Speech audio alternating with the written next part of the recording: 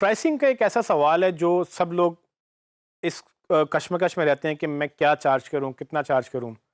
अब कोशिश तो सबकी ये होती है कि ज़्यादा से ज़्यादा जो है वो पैसे बना लें, लेकिन कितने ऑनेस्टली या कितने एक्चुअली आप पैसे बना सकते हैं, ये एक सवाल रहेगा।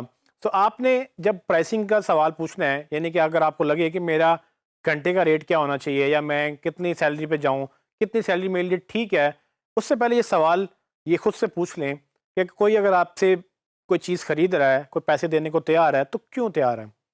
आप खुद कोई चीज़ क्यों खरीदते हैं? व्हाई डू यू पे? आप कोई चीज़ किसी भी चीज़ के लिए क्यों पैसे लेते हैं? सो इन शॉर्ट इसका जवाब ये है कि आपकी जब कोई चीज़ आपकी ज़रूरत या चाहत, इन 2 चीज़ों में से जब कोई चीज़ पूरी करती है, तो आप उसके लिए पैसे देने को तैयार होते हैं। फॉर एग्ज़ाम्पल, आपको खाना-पीना ज़रूरत है, आप उसके लिए पैसे देते हैं, आप आटा लेते हैं, आप रोटी पकवाते हैं या आप गैस के पैसे दे रहे हैं, सब चीज़ें ज़रूरत में शामिल होती हैं। लेकिन चाहत ये भी तो हो सकती है कि अगर आपने आज रेस्टोरेंट से खाना खाना है, तो वो ज़रूरत नहीं है, लेकिन ठीक है, वो चाहत में आ सकता है और आप चूँकि कमाते हैं, तो आप उस पे खर्च भी करेंगे, तो इसमें कोई हर्ज नहीं है। लेकिन दोनों सूरतों में आपने मर्ज़ी से पैसे दिए क्योंकि आपको लगा कि आपको पैसे देने चाहिए। घर का भी वही खाना अगर आप खाएँगे तो सस्ते में बनता है, लेकिन अगर वही खाना बाहर जाके खाएँ, तो आप उसके एक्स्ट्रा पैसे देते हैं। क्यों देते हैं? क्योंकि आप खुश होते हैं, आपको सैटिस्फैक्शन मिलती है, आपकी वो एक चाहत या नीड या जो भी आपको लगता है कि एक सैटिस्फाई हो रही है, आप वो सैटिस्फाई करवाते हैं। इसी तरह से अगर आप अपनी सर्विसेज़ की बात करें, तो लोग क्या करते हैं कि लोग भी ये देखते हैं कि कहाँ से उनकी नीड पूरी हो रही है और कितने पैसों में हो रही है। अगर आप उनको वैल्यू दे नहीं पा रहे हैं, जितनी जितने के उन्होंने पैसे दिए हैं, तो आप उनसे पैसे चार्ज नहीं कर सकते। फॉर एग्ज़ाम्पल, आपको एक प्रोजेक्ट मिला $100 का, आपने काम किया $50 का, तो क्लाइंट $100 आपको क्यों देगा? या वो $100 देने में खुश भी नहीं होगा, अगर $100 देगा, कभी आपसे दोबारा काम नहीं करेगा। लेकिन अगर आपने क्लाइंट ने आपको ऐसा काम दिया है कि $100 का उसने आपसे कमिट किया था, लेकिन आपने उसको काम ऐसा करके दिया है कि $500 का काम कर दिया है, तो क्लाइंट आपको शायद 200 दे दे खुश होके या 500 भी देने को तैयार होगा क्योंकि आपने काम 500 का किया है। तो ये चीज़ें मैटर करती हैं ये डिसाइड करने में कि किस तरह से प्राइसिंग डिसाइड की जाए। एक सर्विस आप शायद जो है वो $500 में दें, हो सकता है कोई इंडिया से वही वही कोई डेवलपर या कोई और एसईओ एक्सपर्ट वही काम 200 में करने को तैयार हो जाए।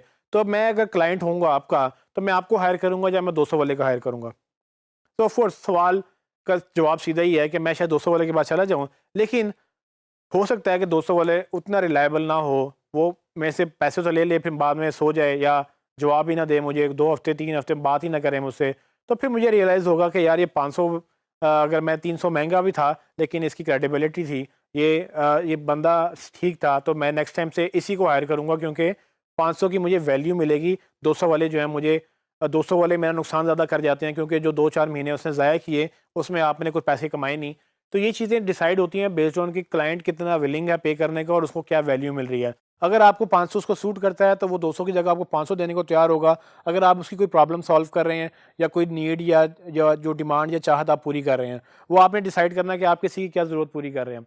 अगर आप एक चीज़ के $100 ले रहे हैं और आपकी वही ज़रूरत वो उसकी क्लाइंट की वो ज़रूरत कोई बंदा 50 में कर रहा है, तो वो 50 देने में उसके पास चला जाएगा, वो आपके पास नहीं आएगा। लेकिन अगर आप किसी की ज़रूरत पूरी कर रहे हैं और उसको वो ज़रूरत बाहर से 500 में मिल रही है और आप 100 में कर रहे हैं, तो वो डेफ़िनेटली आपके पास आएगा।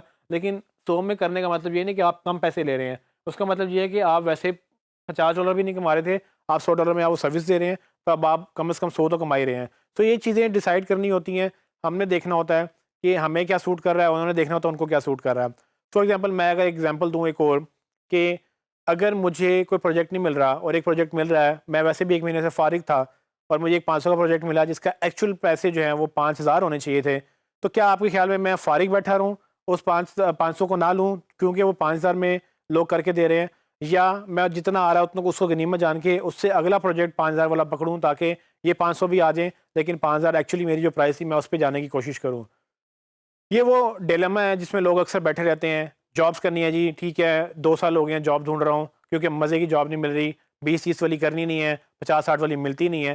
प्रॉब्लम भाई ये है कि आप 20-30 वाली करेंगे, एक दफ़ा कहीं न कहीं जाएँगे, लोगों को लगेगा ये स्ट्रगल कर रहा है। जॉब से जब आप जॉब पे स्विच करते हैं, तो आपको पे ग्रेड मिलता है, पे रेज़ मिलता है। जब आप घर बैठे हुए किसी जॉब पे जाते हैं, तो कहते हैं, "जी, अभी 2 साल से फ़ारिग है, पता नहीं इसको काम आता भी है कि नहीं? ये फ़ारिग फिर रहा है, तो ये गलत है।" तो आपने ये देखना है कि अपॉर्चुनिटी आपके लिए क्या है। सो मेरे एंड से मुझे वो 500 बेहतर लगेगा क्योंकि मेरे पास कुछ भी नहीं था। लेकिन उसके एंड से उसको 500 बेहतर लगेगा, क्योंकि उसको वही उसी काम के 5000 देने पड़ रहे थे, तो 500 आपको खुशी से देगा। तो ये ज़रूरतें जब दोनों की मिल जाएंगी एक जगह पे आके, जहाँ पर उसको भी कन्वीनियंट लगेगा कि वो पैसे जो आपको दे रहा है वो उसके लिए जस्टिफाइड हैं, और जो पैसे आप ले रहे हैं वो आपके लिए भी जस्टिफाइड हैं, कि आपको कम नहीं लग रहे हैं और उसको ज़्यादा नहीं लग रहे हैं देने में, तो प्राइसिंग वहाँ सेट होती है। तो प्राइसिंग, एक और एग्जांपल मैं आपको दे सकता हूँ कि फॉर एग्जांपल ये मैंने शर्ट पहनी है, ये मैं कहता हूँ, आपको कहते हैं जी मैंने बाय करनी है, मैं कहता हूँ जी 1 लाख रुपए की है। आप कहेंगे जी मुझे तो 10,000 की मिल रही है, तो आप कहीं से जाके 10,000 की ले लेंगे। लेकिन अगर आपको शर्ट 1 लाख में सूट कर रही है, तो आप 1 लाख की लेंगे। आपके लिए हो सकता है इसकी 1 लाख की कीमत हो, मैंने हो सकता है 1,000 में खरीदी हो। तो मेरे लिए हो सकता है इसकी कोई औकात ना हो, आपके लिए इसकी बहुत ज़्यादा वैल्यू हो जाए। लेकिन हो सकता है कि आपके लिए किसी चीज़ की बहुत ज़्यादा कोई कोई वैल्यू ना हो और मेरे लिए उसकी बहुत ज़्यादा वैल्यू हो। तो ये चीज़ें ना ये रेगुलर प्रैक्टिस में आपने अंडरस्टैंड करनी है, किस तरह से प्राइसिंग मैकेनिज़्म चलता है, डिमांड और सप्लाई कैसे चलती है। कोई काम कम हो जाए, उसकी डिमांड बढ़ जाए, तो उसकी सप्लाई कम हो जाए, तो उसके पैसे जो हैं वो बढ़ जाते हैं। अगर सप्लाई बहुत ज़्यादा हो और डिमांड कम हो जाए, तो उसके पैसे कम हो जाते हैं। अब ये फिनोमेना अगर आप फ्रीलांसिंग में अप्लाई करें, तो हर दूसरा बंदा जब एसईओ गिग्स बेचेगा फाइवर के ऊपर जाके, तो अल्टीमेटली उसकी डिमांड कम हो जाएगी, क्योंकि सप्लाई बहुत ज़्यादा बढ़ गई है। लेकिन अगर आप ऐसा कोई यूनिक काम करेंगे जो आपके अलावा कोई और नहीं कर रहा, तो आप अकेले होंगे उस फील्ड में, या कुछ 2-4 लोग होंगे, और अगर उसकी डिमांड हुई और आपके सप्लायर कम हुए, तो उसके आप प्रीमियम प्राइसेस भी चार्ज कर सकेंगे। तो प्राइसिंग हमेशा डिमांड और सप्लाई पे वेरी करती है। आपने ग्रीडी नहीं होना, आपने मेक श्योर करना है कि आपको जितना ठीक लग रहा है उससे उससे स्टार्ट करें, प्रीमियम प्राइसेस पे जाएँ। कोई दुःख, किसी को दुःख नहीं होगा अगर आप पैसे अच्छे बनाएँगे। सिर्फ़ ये है कि इतने ग्रीडी ना हो जाएँ कि क्लाइंट कहे कि जी आप जो हैं ओवर प्राइस कर रहे हैं, वो फलाना बंदा मुझे कम पैसों में दे रहा है।